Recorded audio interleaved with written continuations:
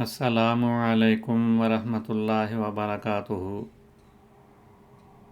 तालीमुल Quran class number 53।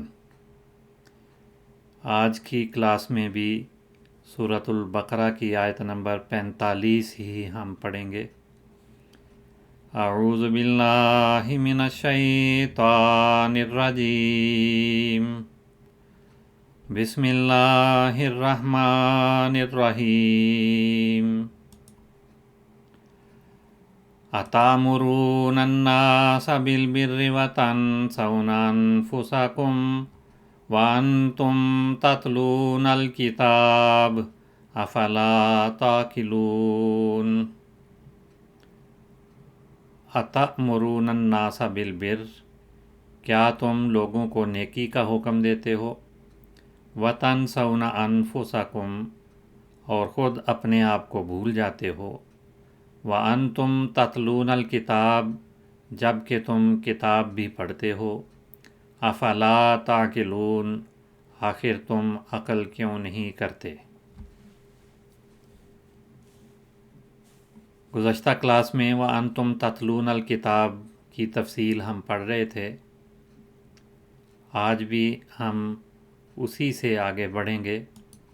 वअन्तुम तत्लूनल किताब, और तुम किताब को, हालांकि तुम किताब को पढ़ते हो या किताब पढ़ते हो। किताब, इसका मादा काफ ता बा, अलिफ लाम इसके साथ तारीफ़ का कहलाता है, यानी मारफा बनाने के लिए। तो अल किताब के माने हैं किताब, लेकिन इसकी तफसील हम देखते हैं। काफ ते बे, काफ ता बा इसका मादा है और फ़ेल काताबा बनता है, और अल किताबा मफ़ूल कतबल किताबा कतबन व किताबन। कतबन मस्दर है, किताबन भी मस्दर है, और इससे इसम फ़ाइल कातिब बनता है। कतबा उसने लिखा, अल किताबा किताब को, कतबन लिखना, किताबन भी मस्दर है, इसके माने भी लिखना। इसम फ़ाइल इससे कातिब बनता है, और कातिब की जमा कुत्ताब, जैसे फ़ुआल का वज़न है, जैसे काफिर की जमा कुफ़ार बनता है, तो कातिब की जमा कुत्ताब। और कतबतुन भी फ़अलतुन का वज़न बनता है, जैसे तलबतुन कहते हैं तलबा, तो उसी तरह से कातिब की जमा दो जमे ये इस्तेमाल होती हैं। फ़ेल के तौर पे अगर हम लेते हैं तो कातबा यक्तुबु, नासारा यंसुरु वाला बाब है इसका, और इसके माने लिखना, तहरीर करना या तसनीफ़ करना, अक़द निकाह करना, वो भी किताब में तहरीर में आ जाता है।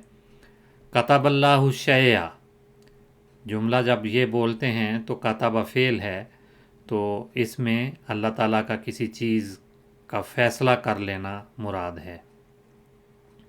अल्लाह ताला का किसी चीज़ को मुक़द्दर कर देना भी इसके माने हैं, और फ़र्ज़ करना भी इसके माने हैं। अल्लाह ताला ने वो चीज़ या वो बात फ़र्ज़ कर दी है।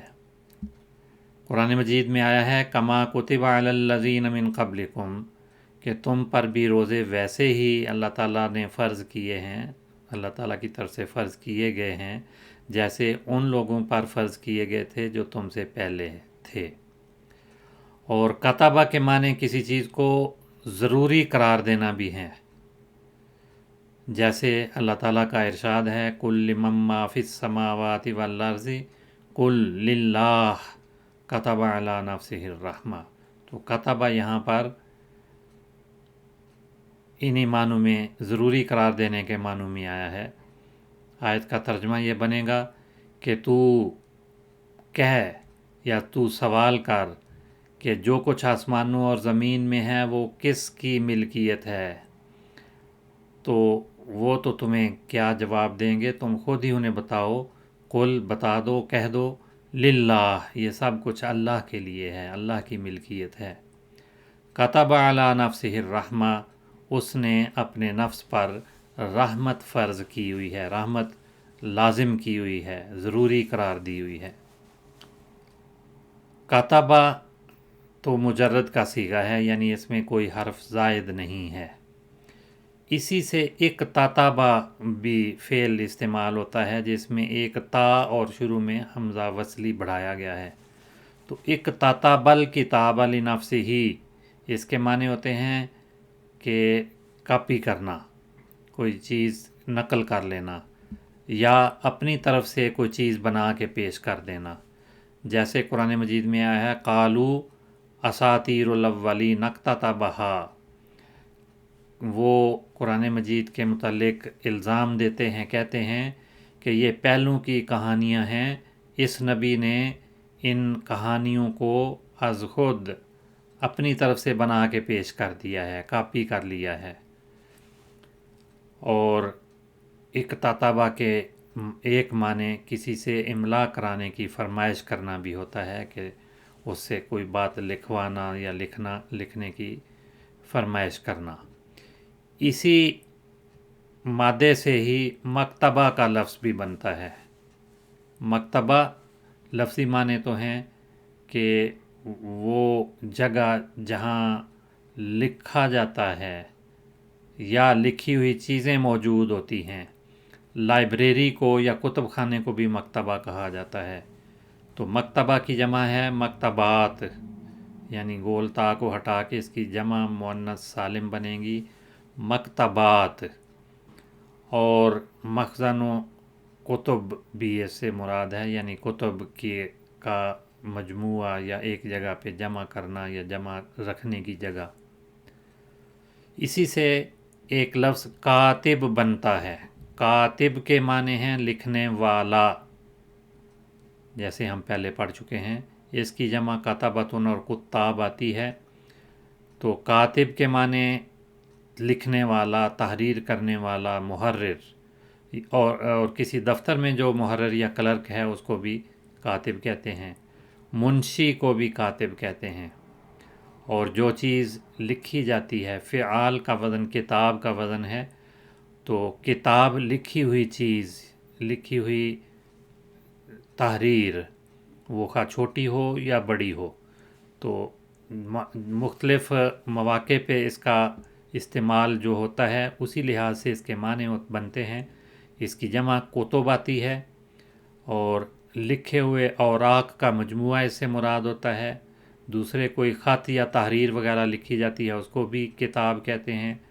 کوئی چھوٹا رسالہ ہو، چھوٹی کتاب ہو، اس کو بھی کتاب کہا جاتا ہے۔ اور کتاب قرآن مجید کا بھی نام ہے، اور تورات کو بھی کتاب کہا جاتا ہے۔ بعض اوقات کتاب جب یہود مخاطب ہوں تو کتاب سے مراد تورات ہے، اور جب مسلمان مخاطب ہوں تو کتاب سے مراد قرآن کریم ہوتا ہے۔ اسی طرح سے انجیل بھی اس سے مراد لی جاتی ہے۔ اور نحو کی مشہور کتاب جو نحو کے موضوع پہ سیبویہ نے تحریر کی ہے، اس کو بھی کتاب کا نام دے کے ہی پکارا جاتا ہے۔ اور کتاب کے ایک معنی فیصلے یا حکم کے بھی ہوتے ہیں۔ انہی معنوں میں قرآن مجید میں بھی آیا ہے، انہی معنوں میں یہ قول بھی ہے لَأَقْضِيَنَّ بَيْنَكُمَا بِكِتَابِ اللَّهِ، کہ میں اللہ کی کتاب یا اللہ کے فیصلے کے مطابق، اللہ کے حکم کے مطابق تمہارے درمیان فیصلہ کروں گا۔ اور کتاب سے مراد بعض اوقات وقت مقررہ بھی لیا جاتا ہے، مقررہ وعدہ بھی اس سے مراد لیا جاتا ہے۔ اور اللہ تعالیٰ کی طرف سے جو تقدیر یا قدر ہے اس کے لیے بھی کتاب کا لفظ بولا جاتا ہے۔ وَأَنْتُمْ تَتْلُونَ الْكِتَابَ، حالانکہ تم کتاب پڑھتے ہو۔ افلا تعقلون، حرف استفہام ہے، یہ دوبارہ اس آیت میں آ گیا ہے۔ کیا یا کیوں کا ترجمہ یہاں پہ بنے گا پس یا آخر، لا تعقلون، تم عقل نہیں کرتے۔ تو فا حرف عاطف ہے، حمزہ جو ہے یہ حرف استفہام ہے، اور لا تعقلون یہ فعل اور فاعل ہے۔ فعل تو تاکلون ہے، اس کے اندر ضمیر کا ترجمہ ہے تم عقل نہیں کرتے، لا نفی کا کلمہ ہے، فعل مضارع کو منفی بنانے کے لیے آیا ہے۔ تو صیغے کے لحاظ سے یہ فعل مضارع معروف کا صیغہ ہے اور جمع مذکر مخاطب کا صیغہ ہے، جیسے اس آیت میں پہلے بھی اسی کے مطابق بعض افعال استعمال ہوئے ہیں، اور اس میں ضمیر مرفوع جو ہے وہ اس کا فاعل بن رہی ہے۔ جب ہم صرف کے لحاظ سے یا کلمے کی بناوٹ کے لحاظ سے اس کو دیکھتے ہیں اور لغت میں اس کے معنی ہیں تو وہ دیکھتے ہیں، تو پھر اس کی تفصیل اس طرح سے بنے گی۔ اکالا فعل ماضی ہے، یعنی تینوں حروف پہ فتح آئے گی، یہ ثلاثی مجرد کا صیغہ ہے۔ اور اکالا عن، اس کے ساتھ عن کا صلہ بھی استعمال ہوتا ہے، یعنی ہر حروف جارہ میں سے جو اس کے ساتھ آتا ہے۔ اور یا کیلو فعل مضارع ہے، اسی سے اگر ہم گردان کریں گے یا کیلو تو نواں صیغہ تاکلون بنتا ہے جو اس آیت میں استعمال ہوا ہے۔ اور اس کا مصدر عقلاً اور عقولاً دونوں اس کے مصادر ہیں، اور اس سے اسم فاعل عاقل بنتا ہے۔ اسم فاعل کی آسان پہچان یہ ہے کہ فاعل کے وزن پہ آتا ہے، ثلاثی مجرد سے تمام جو فاعل آتے ہیں وہ اسی وزن پہ آتے ہیں، تو فاعل کا وزن عاقل بنے گا۔ اور جب ہم اسم مفعول بناتے ہیں تو وہ معقول بنتا ہے۔ یہ وزن کی بات پہلے بھی تفصیل آ چکی ہے، بار بار اس کو ہم دہراتے ہیں، جو نئے سننے والے ہیں ان کے لیے میں تھوڑی سی وضاحت مزید کر دیتا ہوں کہ وزن کہتے ہیں کہ کوئی بھی لفظ جو عربی زبان میں ہے جو کسی مصدر سے یا کسی خاص مادے سے بنتا ہے، تو اس میں 3 یا 4 یا 5 اصلی حروف ہوتے ہیں، اور ان کے ساتھ بعض زائد حروف شامل کر کے بھی بعض صیغے بنتے ہیں۔ تو عام طور پہ زیادہ تر جو مادے ہیں وہ 3 حروف پر مشتمل ہیں، اس میں عین قاف لام ہے، تو اس طرح سے عین قاف لام جس بھی صیغے میں آ رہا ہے وہ اسی مادے سے بننے والا صیغہ ہے، باقی حروف اس میں زائد صیغہ بنانے کے لیے یا شکل تبدیل کرنے کے لیے ہیں، اصلی حروف عین قاف لام ہیں۔ اور کسی بھی لفظ میں اگر عین قاف لام آیا ہے تو عین قاف لام کی جگہ فے عین لام رکھ دیا جائے تو وہ اس کا وزن بنتا ہے۔ تو عین کی جگہ پہ فا فے، اور کاف کی جگہ پہ عین اور لام کی جگہ پہ لام، فعل کا جو لام ہے یہ وہ مادہ تبدیل کر دیا جائے تو وہی اس کا مادہ بنتا ہے، تو معقول سے بنے گا مفعول۔ تو یہ اسم فاعل عاقل اسم فاعل کہلاتا ہے، معقول اسم مفعول کہلاتا ہے۔ عقل الغلام، فعل اگر استعمال کریں اور اس کے ساتھ فاعل الغلام لگا دیا جائے تو اس فعل کے معنی ہیں سمجھدار ہو جانا، غلام سمجھدار ہو گیا، یا کسی چیز کی حقیقت کو جاننے کے قابل ہو جانا، یہ بھی اس کے معنی بنتے ہیں۔ عقل آ جانا بھی اس کے معنی ہیں، بالغ ہو جانا، کہتے ہیں ما فعلت ھذا منذ عقلت، کہ جب سے میں عقل مند ہو گیا ہوں، مجھے سمجھ آ گئی ہے، اس کے بعد میں نے یہ کام نہیں کیا۔ عقل اسم ہے اسی مادے سے بننے والا، جس کے معنی ہوتے ہیں قوت ادراک، ایسی قوت جس سے غیر محسوس چیزوں کو جانا جاتا ہے، ان کا ادراک حاصل کیا جاتا ہے۔ اور عقل ایک باطنی نور کو بھی کہتے ہیں جس سے غیر محسوسات کا ادراک کیا جاتا ہے، اور غیر اختیاری غزیرہ یا جبلت کے مقابل ایک باطنی قوت جو اختیاری طور پر اشیاء کا ادراک کرتی ہے اسے عقل کہا جاتا ہے۔ اسی وجہ سے کہتے ہیں انسان عاقل، کہ انسان عقل مند ہے، یعنی وہ اپنی اختیاری طور پہ قوت کا استعمال کرتے ہوئے اشیاء کو جان لیتی ہے، جان لینے والی ہستی ہے۔ تو غور و فکر کے ذریعے جب یا استدلال اور تصورات اور تصدیقات کو ایک ترکیب میں لا کر کوئی خاص نتیجہ نکالنے والی جو قوت ہے اس کو بھی عقل کہا جاتا ہے، یعنی وہ قوت جیسے اچھے اور برے یا خیر و شر اور حق و باطل کے درمیان فرق کیا جاتا ہے، وہ عقل ہے۔ تو اس طرح سے یہ تو لمبی تعریف ہو گئی۔ معنوں کے لحاظ سے عقل کے معنی سمجھ، قوت تمیز یا قوت ادراک، اس کے معنی بنیں گے۔ اور عقل کے معنی حافظے کے بھی ہوتے ہیں، اور عقل کے معنی دل کے بھی لیے جاتے ہیں۔ بعض اوقات قلعہ یا حفاظت گاہ یا پناہ گاہ کو بھی عقل کہا جاتا ہے۔ اور عقل دیت یا تاوان جو کسی قتل کے بعد کسی سے لیا جاتا ہے تو تاوان خون، اس کو بھی عقل کہا جاتا ہے۔ اور بندش یا گرہ کے لیے بھی عقل کا لفظ استعمال ہوتا ہے۔ عقل کی جمع عقول آتی ہے۔ اور جب جملے میں کہیں عقل الشیء تو معنی ہوتے ہیں کہ کسی چیز کی حقیقت کو اس نے پہچان لیا، کسی شے کی حقیقت کو جاننا، اس کے لیے عقل۔ اور عقل البعیرہ، اونٹ کی جو کلائی کہہ لیں یا اگلی ٹانگ ہے، اس کو پچھلی ٹانگ یا ران سے ملا کر باندھ دیا جاتا ہے تاکہ وہ بیٹھا رہے اور اٹھ نہ سکے، تو اس کہتے ہیں عقل البعیرہ۔ عام طور پہ گھٹنا باندھنا بھی انہی معنوں میں آتا ہے۔ عقل الرجل جب کہا جائے تو اس کے معنی ہیں کہ کسی نے، جب دو پہلوان آپس میں لڑتے ہیں یا ویسے ایک دوسرے کو گرانے کے لیے کوشش کرتے ہیں تو ٹانگ میں ٹانگ ڈال کر جب ایک دوسرے کو گرا دیتا ہے تو کہتے ہیں عقل الرجل، کہ اس نے اس کو ٹانگ میں ٹانگ اڑا کر گرا دیا۔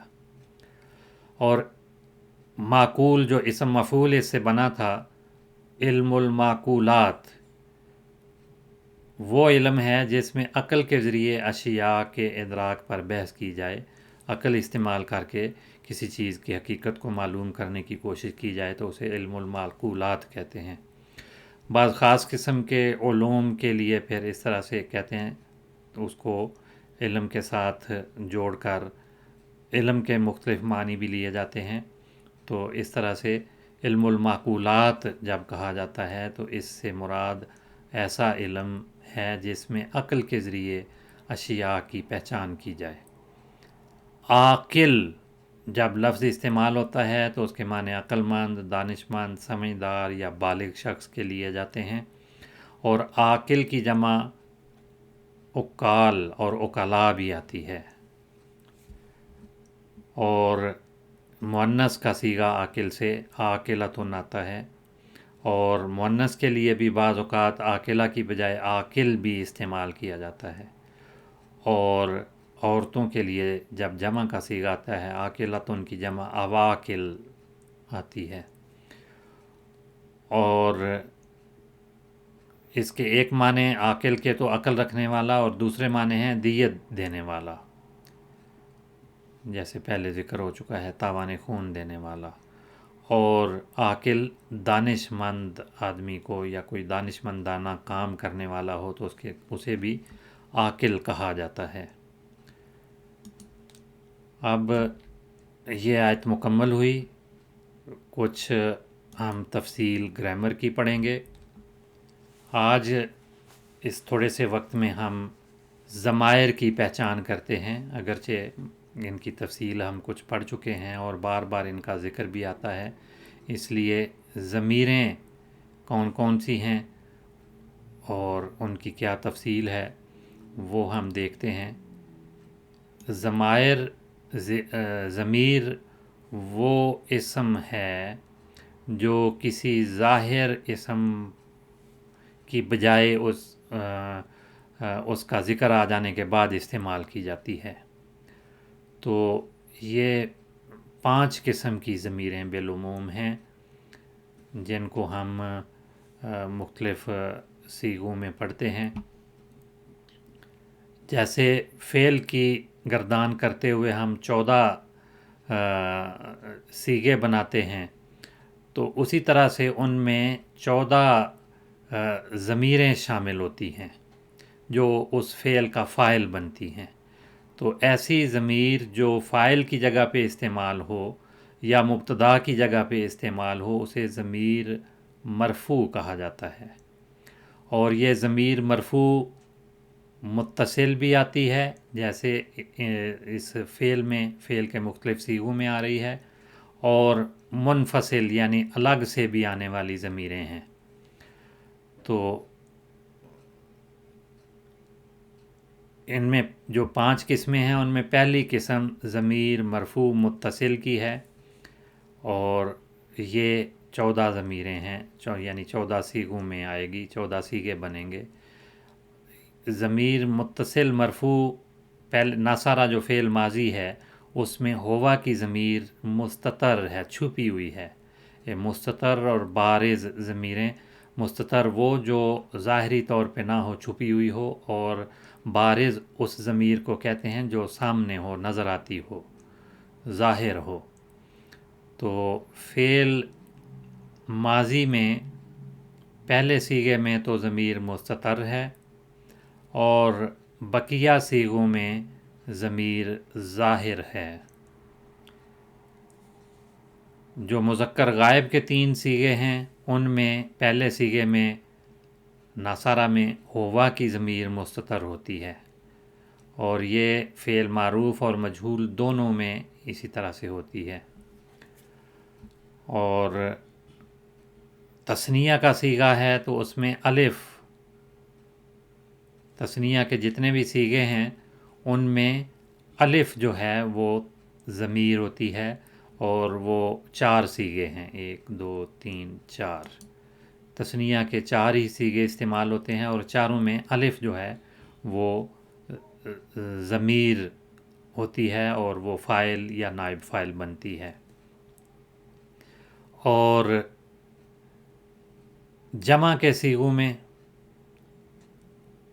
جمع مذکر غائب کے صیغے میں، مذکر غائب کے صیغے میں واؤ جو ہے وہ ضمیر کہلاتی ہے، اور مؤنث غائب کے صیغے میں تا ساکن، اور جمع مؤنث کے صیغے میں نون جو آخر میں آ رہی ہے، اور مؤنث مخاطب کے صیغے میں بھی نون ہے، اور یہ عام طور پر نون مشدد ہوتی ہے۔ اور جو مذکر مخاطب کا صیغہ ہے اس میں تائے مفتوح یعنی فتح کے ساتھ آنے والی تا، اور مؤنث مخاطب کے صیغے میں تا مکسور، اور متکلم کے صیغے میں تا مضموم۔ یہ صرف تا کا فرق ہے، صیغے اس سے بدل جاتے ہیں۔ نصرتا کے معنی ہیں تو ایک مرد نے مدد کی، نصرتے تو ایک عورت نے مدد کی، نصر تو میں نے مدد کی۔ تو ضمیریں زیر زبر کے فرق کے ساتھ آ رہی ہیں اور معنی پھر اس کے مختلف ہو جاتے ہیں۔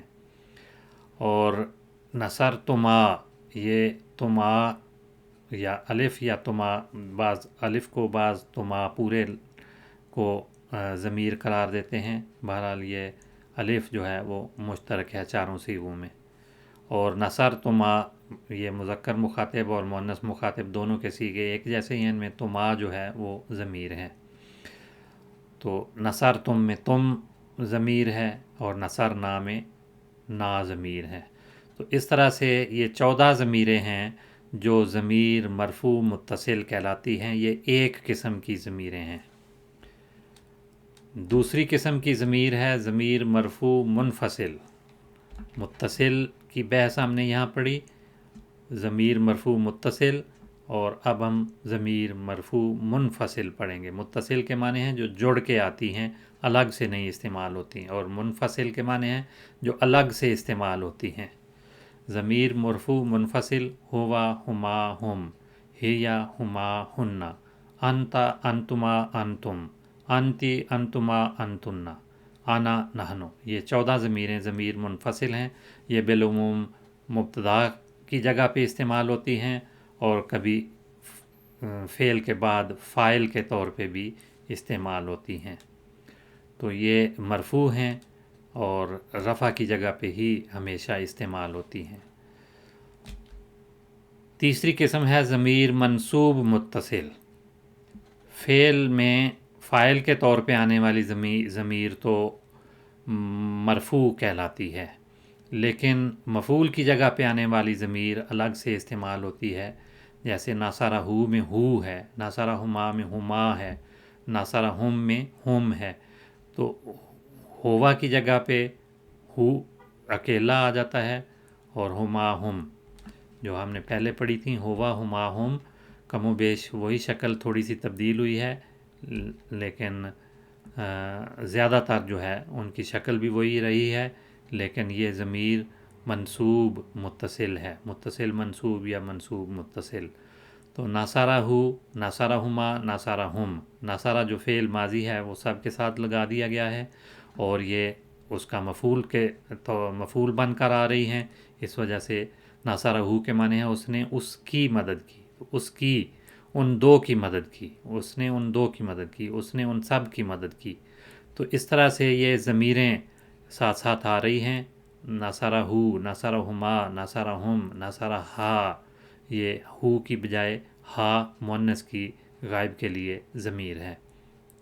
ناصرہما، ناصرہن، ناصرہ کا یہ مخاطب کی ضمیر ہے، ناصرہ کا اس نے تیری مدد کی، ناصرہ کما اس نے تم دو کی مدد کی، ناصرہ کم اس نے تم سب کی مدد کی، ناصرہ کی، کا اور کی کا فرق ہے، یہ مؤنث کی ضمیر ہے، ناصرہ کی اس نے تیری مدد کی، ناصرہ کما یہ مؤنث مخاطب کا صیغہ ہے، اس نے تم دو کی مدد کی، ناصرہ کنہ اس نے تم سب عورتوں کی مدد کی، ناصرہ نی اس نے میری مدد کی۔ یہ یائے متکلم ضمیر ہے، اس کے ساتھ نون کا اضافہ کر کے اس کو پڑھا جاتا ہے، کیونکہ را اس سے پہلے فتح کے ساتھ آئی ہے، تو جب پہلے فتح ہو اور اس کے بعد یہ یا آ جائے تو عام طور پہ اس کے ساتھ نون کا اضافہ کیا جاتا ہے، اس کو نون وقایا کہا جاتا ہے۔ یہ یا کو بچانے کے لیے آتی ہے، تو وقایا کے معنی ہیں بچانا۔ تو ناصرہ نی اس نے میری مدد کی، ناصرہ نا اس نے ہماری مدد کی۔ یہ فعل مضارع کی جب ہم گردان پڑھتے ہیں، نصرنا اور نصرنا ان دونوں میں را کی حرکت کا فرق ہے۔ یہ نصرنا ہم نے پہلی ضمیر میں پہلی گردان میں پڑھا تھا، اس میں نا جو ضمیر تھی وہ فعل کا حصہ تھی، فاعل کے طور پہ اس میں شامل تھی، اور نصارہ فعل ماضی ہے پہلا صیغہ جو یہاں استعمال ہوا، اور اس کے ساتھ نا اگر لگایا جائے ناصرہ نا تو وہ ضمیر مفعول بنے گی، یہ فاعل کے طور پہ ہے ضمیر اور وہ مفعول کے طور پہ ہے، فاعل میں کام کرنے والا ہوتا ہے اور مفعول میں وہ جس پہ کام ہوا ہو وہ مراد ہوتا ہے۔ تو ناصرنا اس نے مدد کی ہماری، ہم کی یا ہماری۔ تو یہ تیسری قسم کی ضمیر ہم نے پڑھی ہے۔ چوتھی ضمیر وہ ہے جو کسی چیز سے متصل ہو کے آتی ہے اور منصوب ہوتی ہے، اور وہ بالعموم حروف مشبہ بالفعل کے ساتھ مل کے آتی ہے۔ ضمیر متصل منصوب دو طرح سے آتی ہے، کہ وہ فعل کے ساتھ بھی آتی ہے، جیسے یہ فعل کے ساتھ ضمیر کی گردان ہے، اور کبھی یہ حروف مشبہ بالفعل سے مل کے بھی آتی ہے، جیسے انہو، انہو بھی اور انہو بھی ایک ہی چیز ہے، انا اور انا دونوں حروف مشبہ میں سے ہیں، اور انہما، انہم، انا کے ساتھ جتنی ضمیریں آ رہی ہیں یہ ساری حرف مشبہ بالفعل کے ساتھ جڑ کے آ رہی ہیں، انہا، انہما، انہن، انکا، انکما، انکم، انکی، انکما، انکنہ، اننی، اس میں انا اور نی ہے، یہ کبھی کبھی نون ایک حذف کر کے انی بھی اس کو پڑھا جاتا ہے، دونوں طرح سے آتا ہے۔ اسی طرح سے اننا اور انا یہ بھی ایک ہی چیز ہیں، لیکن دونوں طرح سے اس کو استعمال کیا جاتا ہے۔ چوتھی ضمیر منفصل منصوب کہلاتی ہے، ایاہو، ایاہما، یہ بھی منصوب کی جگہ پہ آتی ہے، فعل سے پہلے بھی استعمال ہو جاتی ہے مفعول کے طور پہ، اور یہ منصوب کہلاتی ہے۔ ضمائر ویسے مبنی ہوتے ہیں، لیکن ان پہ اعراب جو ہیں وہ محلی ہوتے ہیں، اعراب کے محل پہ استعمال ہوتی ہیں۔ تو ایاہ ایاہما ایاہم ایاہا ایاہما ایاہن ایاک ایاکما ایاکم ایاکے ایاکما ایاکن ایایا اور ایانا۔ پانچویں قسم کی ضمیر ہے ضمیر مجرور جو متصل ہے، اور والدہ اس کا بیٹا، تو یہ ساری ضمیریں اس کے ساتھ لگی ہوئی ہیں۔ اسی طرح سے کوئی حرف جار آ جائے تو اس کے ساتھ بھی ضمیریں ساری استعمال ہوتی ہیں جو حرف